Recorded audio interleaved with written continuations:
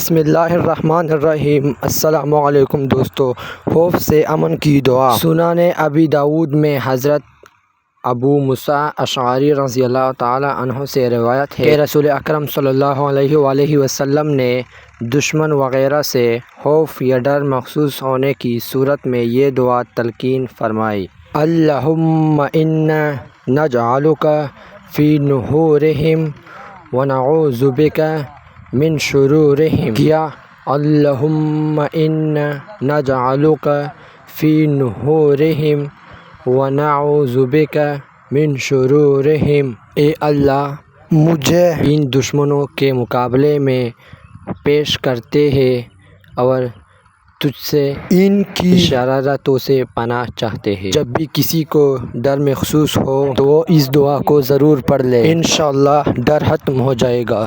اگر ویڈیو اچھی لگی تو ویڈیو کو لائک اور ہمارا چینل کو سبسکرائب کیجیے۔ خدا حافظ۔